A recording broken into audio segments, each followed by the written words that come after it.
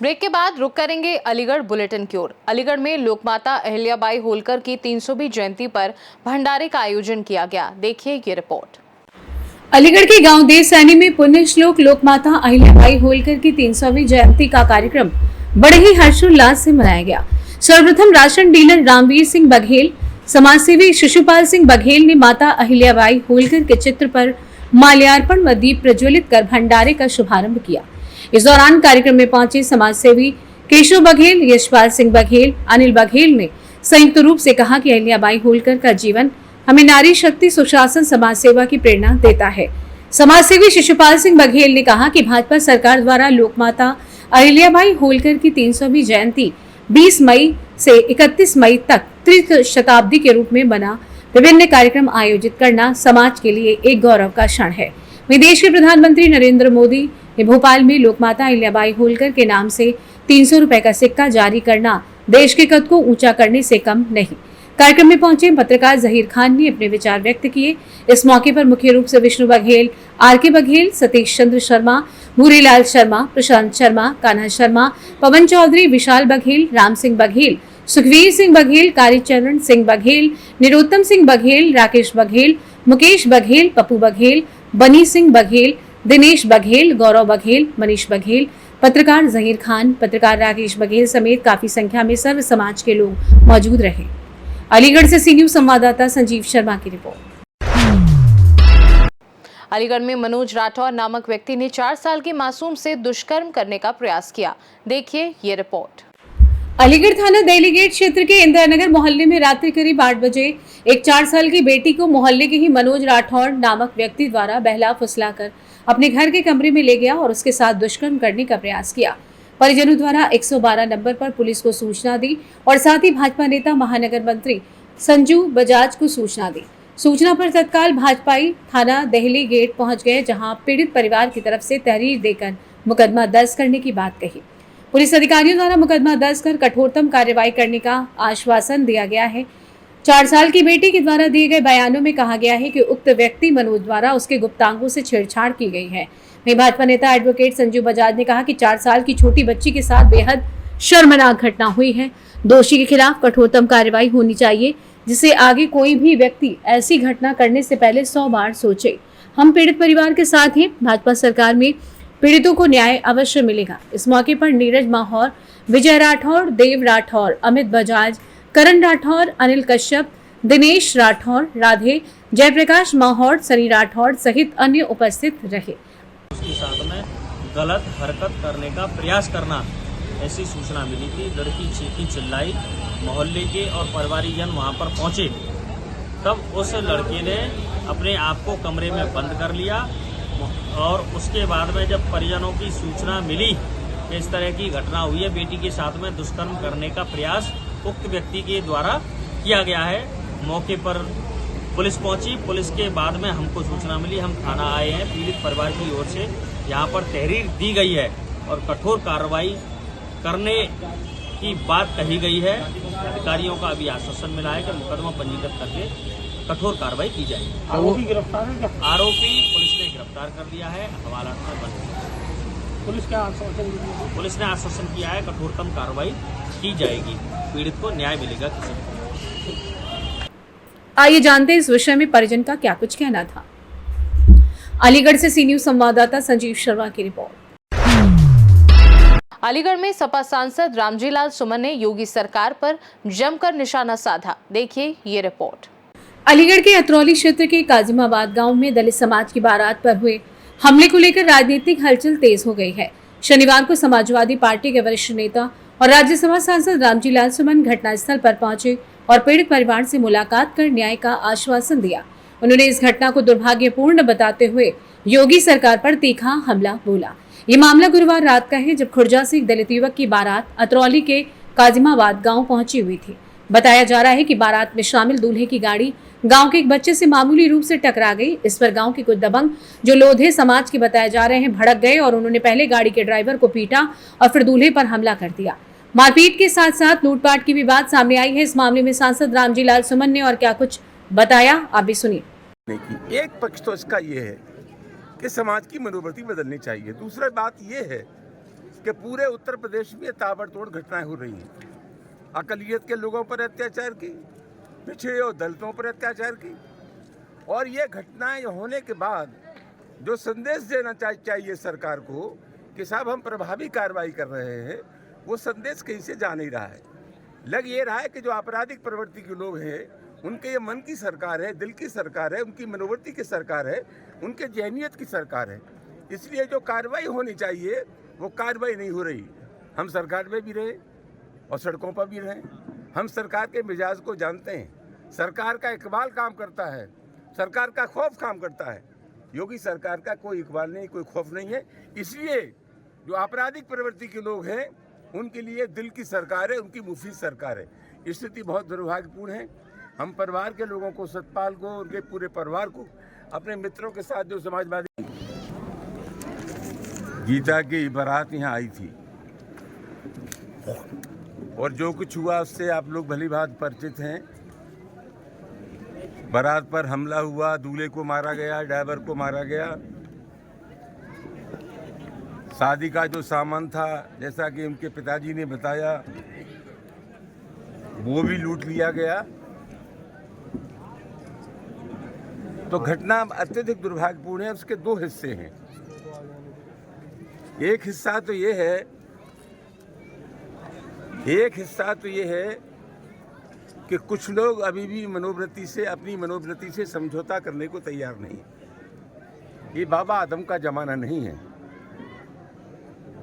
कुछ लोग अपनी मनोवृत्ति से समझौता करने को तैयार नहीं है और नई पीढ़ी के जो दलित नौजवान हैं उन्होंने दुनिया की क्रांतियां पढ़ी हैं, वो उस माहौल में रहने को तैयार नहीं है जिस माहौल में उनके पुरखे रहा करते थे। तो एक तो राजनीति से दूर ये दो धाराओं का टकराव है कि हर वर्ग में सम्मान की भूख पैदा हुई है, वो जिसकी ज़िंदगी जीना चाहते हैं। तो एक सवाल तो ये है और मेरा आग्रह है कि समाज के टकराव को टाला जाए। मेरी उन लोगों से का आग्रह है कि उनमें सद्बुद्धि आए और वे सोचें कि वो ज़माना 150-200 पुराना ज़माना नहीं है, ये 21वीं शताब्दी में हम लोग रह रहे हैं और यहाँ सब लोग सम्मान की ज़िंदगी जीना चाहते हैं, दलितों में भी। अलीगढ़ से सी न्यूज़ संवाददाता संजीव शर्मा की रिपोर्ट। अलीगढ़ में मीट व्यापारियों पर भीड़ ने हमला कर दिया, मामला क्या है देखिए। खबर अलीगढ़ से, जहां मीट व्यापारियों पर भीड़ का हमला, पीड़ितों को न्याय और मुआवजे की मांग तेज। घटना में अकील, ड्राइवर, अरबाज, कादिम और अकील नामक व्यक्तियों को भीड़ ने बेरहमी से पीटा, जिससे उन्हें गंभीर चोटें आई हैं। ज्ञापन में मांग की गई है दोषियों को तत्काल गिरफ्तारी और उन पर सख्त कानूनी कार्रवाई की जाए। दोषियों के घरों पर बुलडोजर कार्रवाई कर ये संदेश दिया जाए कि कानून हाथ में लेने वालों को बख्शा नहीं जाएगा। वहीं पीड़ित परिवारों को 10-10 लाख रुपए की आर्थिक सहायता तत्काल प्रदान की जाए। जानते हैं सपा कार्यकर्ता आमिर चौधरी, राष्ट्रीय सचिव समाजवादी पार्टी छात्र सभा इंजमाम उल हक और घायल के भाई साजिद का क्या कुछ कहना था। देखिए, हम आपको बता दें कि जो अलीगढ़ में मीट व्यापारियों के ऊपर जो घटना हुई थी उसको लेकर आज हम उत्तर प्रदेश के मुख्यमंत्री योगी आदित्यनाथ जी के नाम एक ज्ञापन लेकर आए हैं। उसमें मांग है कि पीड़ित परिवार को 10-10 लाख रुपए का मुआवजा दिया जाए और जो दोषी हैं उनके ऊपर सख्त से सख्त कार्रवाई की जाए और ऐसा ना हो कि उन पर झूठ मूठ की कार्रवाई करके और मनगढ़ंत कहानी बनाकर और दिखाकर एक ऐसा धुंधला चश्मा दिखाकर, आईना दिखाकर और मतलब उसको दबा दिया जाए मामले को। हम चाहते हैं कि पीड़ित परिवार बहुत परेशान है, इनकी आर्थिक मदद करी जाए और इनके लिए इलाज के लिए तमाम परेशानियां बीच में आ रही हैं। उनकी खुद अपने बेचारे अपने ज़ुबान से खुद उन लोगों ने मुझसे कई दफ़ा कह भी चुके हैं। हम उत्तर प्रदेश के मुख्यमंत्री योगी आदित्यनाथ जी से दरख्वास्त करते हैं कि पीड़ित परिवार की जिस तरीके से मदद हो सके उसको मदद करें और दोषियों के ऊपर, घर के ऊपर बुलडोजर चलाएं। जिस तरीके से मुख्यमंत्री योगी आदित्यनाथ जी हमेशा कहते आए हैं कि गुंडा राज नहीं चलेगा, आज उत्तर प्रदेश के अलीगढ़ के अंदर ये गुंडा राज क्या आतंकवाद राज हो गया है। इस ऐसे गुंडा राज और आतंकवाद राज को किस तरीके से रोका जाए, उत्तर प्रदेश के सीएम योगी आदित्यनाथ जी बखूबी जानते हैं। जब मुस्लिम समुदाय के घर के लोग कोई ऐसी अराजकता हरकत कर देते हैं तो उनके घरों पर बुलडोजर चल जाता है।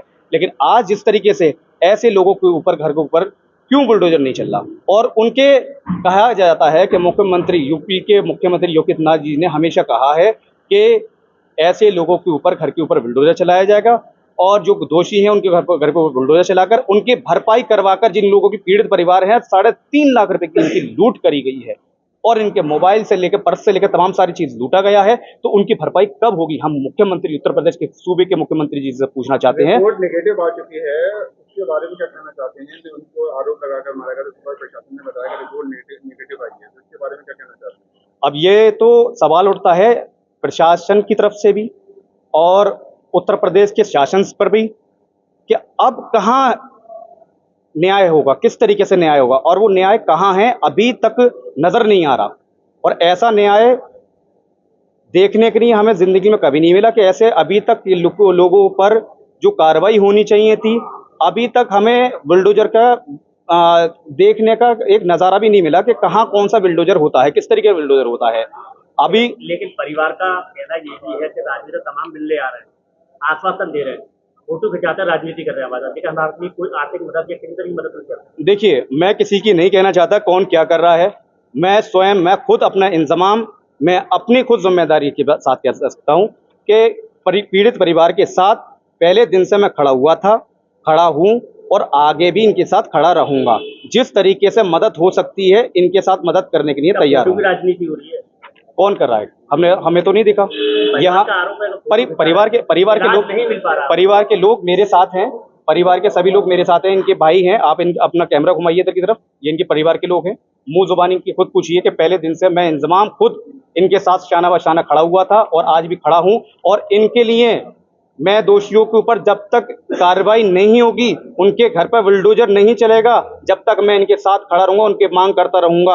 और 10-10 लाख रुपए की हमने मांग की है उत्तर प्रदेश सूबे के मुख्यमंत्री जी से कि इनकी सहायता की जाए, इनकी मदद की जाए। अगर उनके पास अगर बजट नहीं है तो उनके घरों पर बुलडोजर चलाकर उनकी संपत्ति को जब्त कर इनकी सहायता की जाए। क्यों आज नहीं करते उत्तर प्रदेश के मुख्यमंत्री, सूबे के मुख्यमंत्री? क्या यही रहा राज है इनका? अभी थोड़ी देर बाद वो लोग आए, वहाँ पर पर्ची देखी नहीं, कुछ नहीं देखा, उन्होंने मारो सबको, मारपीट शुरू हो गई। वहाँ पर पर्ची छीन के फाड़ दी, मोबाइल छीन लिए, पैसे छीन लिए और इनकी पिटाई शुरू हो गई। वहाँ फिर कुछ नहीं हुआ, ये हुआ था। इंसाफ तो ये चाहा है इस तरीके से। नेता लोग आ रहे हैं जी, तो जिससे आप लोगों का फोटो खिंचा रहे हैं, तो इलाज नहीं मिल पा रहा है। जी, इलाज तो नहीं मिल रहा है, लेकिन पैसों का मिल रहा है। हमारे का जरा बहुत कुछ इलाज मिल जाता है, ऐसा कुछ नहीं है, इलाज तो मिल नहीं रहा। तमाम नेता है, कोई सब कह रहे हैं भाई, सब आश्वासन दे रहे हैं आपकी मदद होगी हर तरीके से, लेकिन अभी तक तो कोई मदद है नहीं। ये भाई हैं हमारे, खड़े हुए हैं, ये हर वक्त हमारे साथ खड़े रहते हैं, इन्होंने हमारी पूरी मदद करी है। और की तो पता नहीं, कोई मदद नहीं मिल पा, कोई मदद नहीं मिल रही। इंतजाम नाम है इनका, ये हमारे साथ खड़े रहते हैं, जब भी इनको बुलाते हैं तुरंत आते हैं। ये बाकी तो कौन किस क्या कर रहा है ये तो पता नहीं है। सब तरह के लोग हैं, बस ये है परिवार को मुआवजा मिले, दोषियों को सजा मिले, यही चाहते हैं हम। अलीगढ़ से सी न्यूज़ संवाददाता संजीव शर्मा की रिपोर्ट। अलीगढ़ में मानवाधिकार न्यायिक सर्वेक्षण की एक आवश्यक बैठक राष्ट्रीय अध्यक्ष सीपी सिंह की अध्यक्षता में की गई। देखिए ये रिपोर्ट। अलीगढ़ मानवाधिकार न्यायिक सर्वेक्षण की एक आवश्यक बैठक एक निजी गार्डन में राष्ट्रीय अध्यक्ष सीपी सिंह की अध्यक्षता में की गई। ये बैठक मंडल अध्यक्ष फूल बाबू एवं उनकी समस्त मंडल टीम के नेतृत्व में संपन्न की गई। इस बैठक में राष्ट्रीय मानवाधिकार न्यायिक सर्वेक्षण में नवनियुक्त पदाधिकारियों एवं सदस्य गणों को परिचय पत्र देकर, फूलमाला पहनाकर और प्रशस्ति पत्र के साथ सम्मानित किया गया। राष्ट्रीय मानवाधिकार न्यायिक सर्वेक्षण के मुख्य पदों पर मनोनीत किए गए समस्त सम्मानित पदाधिकारी एवं समस्त गणों को शपथ ग्रहण एवं विचार गोष्ठी तथा परिचय पत्रों का नवीनीकरण राष्ट्रीय कार्यकारिणी पदाधिकारी की सहमति से किया गया। इस मौके पर कानूनी सलाहकार चंद्र प्रकाश वासुदेव, राष्ट्रीय सचिव योगेंद्र सिंह, एडवोकेट महेश चंद्र बघेल आदि गणमान्य लोग मौजूद रहे। इस अवसर पर पदाधिकारियों ने क्या कुछ कहा, आप भी सुनिए। मुझे इस संस्था से जुड़ने का मौका मिला है। आज ही मुझे अपना समारोह बुलाया गया है और जिला अध्यक्ष पद का मुझे सहायक होगा। मैं बखूबी इसे निभाऊंगा और मेरे राष्ट्रीय अध्यक्ष के सबॉर्डिनेशन में जो भी इसमें कार्य होंगे उन्हें हम अपनी निष्ठा के साथ समाज के लिए हमारे पास आता है तो निस्वार्थ हम उसकी सेवा के लिए अधिकार तैयार हैं। क्या संदेश देना चाहेंगे जनता को? जनता को मैं ये संदेश देना चाहूँगा कि बहुत से लोग जिन्हें मानवाधिकार आयोग के बारे में पता नहीं है, वो अगर इस संस्था से जुड़ते हैं या हमारी नज़र में कोई पीड़ित व्यक्ति हमारे पास आता है तो उसके लिए निस्वार्थ हम सेवा के लिए तैयार हैं। उन्हें ऐसा ये महसूस होना चाहिए कि हमारा जैसे तो कोई नहीं है, उसके लिए ये मानवाधिकार आयोग बना हुआ है और उसके संरक्षण उनके जो संरक्षण प्रदान करने के लिए हम तत्पर हैं। मेरा नाम अंगद है जी। ये छबील हमारे 5वें गुरु अर्जन देव जी के शहीदी के उपलक्ष्य में लगाई जाती है। जब उनको शहीद करा गया था पुरानी दिल्ली चांदनी चौक गुरुद्वारे, जहाँ आज गुरुद्वारा है, उस जगह पे।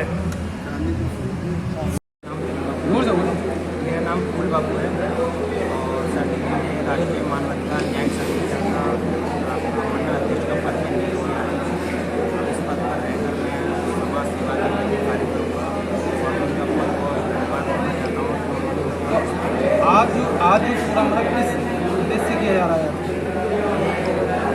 मानवाधिकार लागू कराने के लिए और जो हमारे पदाधिकारी हैं उन्हें सम्मानित करने के लिए और उन्हें समाज सेवा के किस तरीके से कार्य करेंगे आगे भविष्य में उसके लिए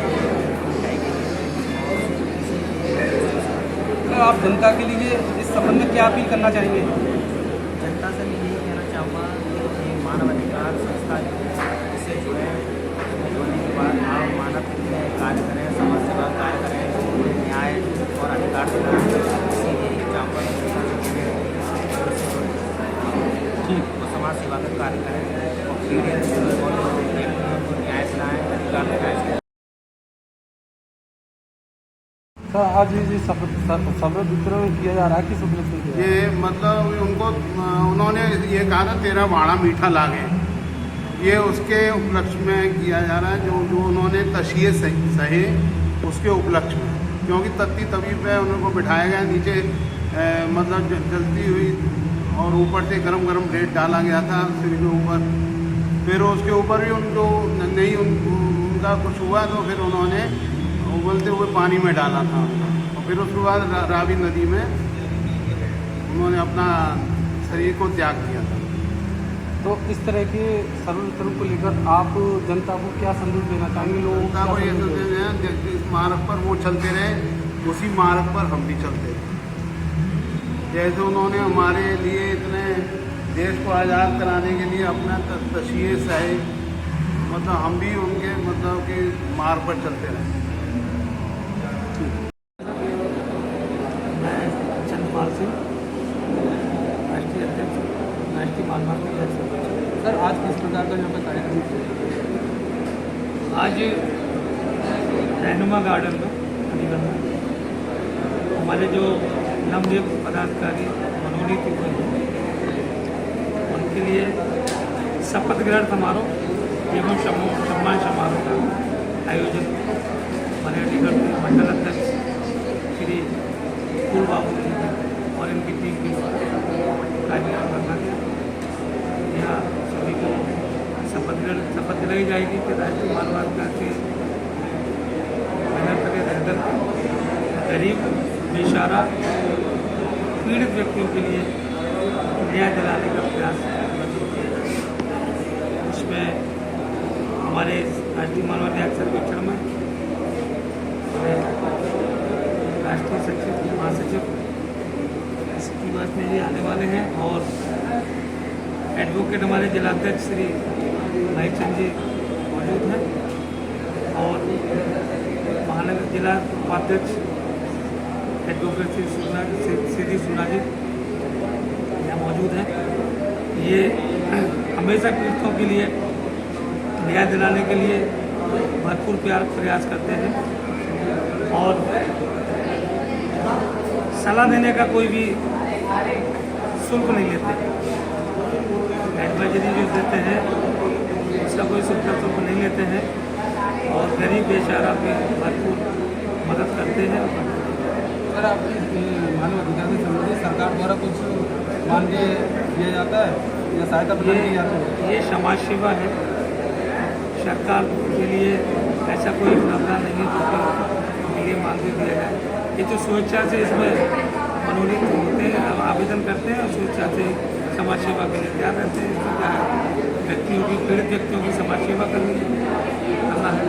सर, आपकी मानवों के लिए, जनता के लिए कोई नई पहल है जिससे जनता का उद्धार हो सके? हाँ, सरकार से थोड़ा प्रयास करेंगे। जो हमारे शहर में या जिले में जैसे एक प्रधानमंत्री आवास योजना निकली थी और पीड़ितों के लिए, गरीब व्यक्तियों के अनाज के लिए पूर्ति की गई थी, और इस तरह की योजनाएं निकलती रहती है। उसके लिए हम जानकारी में लेकर के सरकार से प्रयास भी करेंगे कि गरीब पब्लिक और बेसहारा चाराओं के लिए मदद मिले। इसके लिए भरपूर प्रयास रहेंगे, हमारी समझ टीम रहेगी एवं हमारे पत्रकार बंधु सभी इसमें प्रगतिशील हैं और हमारा बराबर साथ देते हैं। अलीगढ़ से सी न्यूज़ संवाददाता संजीव शर्मा की रिपोर्ट। अलीगढ़ में एमबो कोर्स शुरू करने की मांग को लेकर एएमयू के छात्र छात्राओं ने प्रदर्शन किया। देखिए इसकी तस्वीरें।